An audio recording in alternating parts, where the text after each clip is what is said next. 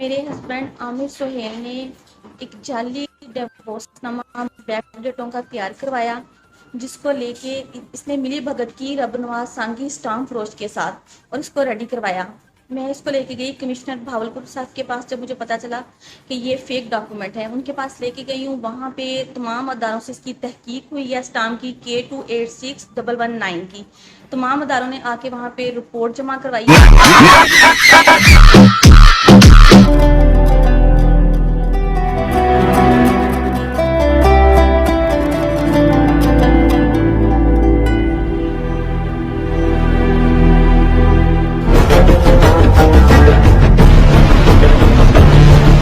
है कि ये इसमें जो रिकॉर्ड रूम से रजिस्टर आया उस पर भी डेट के खाने में तीन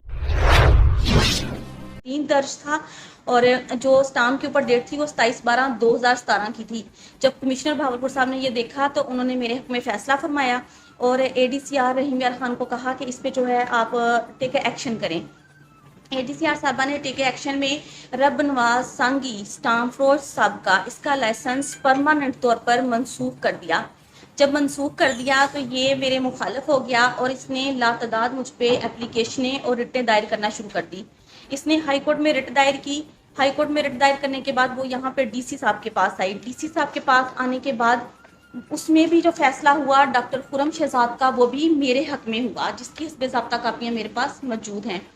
उसके बाद ये फिर भी बाज ना आया। इसने दोबारा जब ये फैसला मेरे हक में हुआ तो एक मैडम ADCR रेवेन्यू डिपार्टमेंट को एक एप्लीकेशन मूव की। वो एप्लीकेशन में इसने इल्ज़ाम लगाया मुझ पे, वो इसको साबित ना कर सका और वो भी मेरे हक में हुई, यानी कि स्टाम्प जाली साबित हुआ इसमें भी। इसके बाद मैं ये मुकदमा लेके एंटी करप्शन के पास गई, एंटी करप्शन बहावलपुर के पास गई तो उन्होंने अरसा 1 साल तक मेरी इंक्वायरी को सुना। इसमें लीगल असिस्टेंट डायरेक्टर अब्दुल मजीद अवान साहब ने इसको सुना। सुनने के बाद 1 साल इन लोगों ने मुझे चक्कर लगवाए और ये लोग वहाँ पे पैसे देते रहे, जिसकी बिना पर मुझे पेशी पे पेशी मिलती थी। ये लोग नहीं जाते थे, मैं पेश होकर वापस आ जाती थी और मुझे कहा जाता था अगली बार वो लोग आएंगे तो आपको दोबारा बुला लिया जाएगा। इस तरह से 1 साल तक इन्होंने इंक्वायरी चलाई और उसके दरमियान में गैप आया 3 माह का। 3 माह में इन लोगों ने इंक्वायरी क्लोज कर दी और मुझे बताया भी नहीं।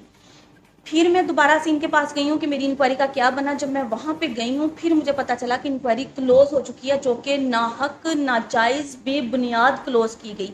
मेरे पास हर इदारे से एक सर्टिफिकेट की सूरत में हर चीज़ मौजूद थी कि ये स्टाम्प जाली साबित हो चुका है।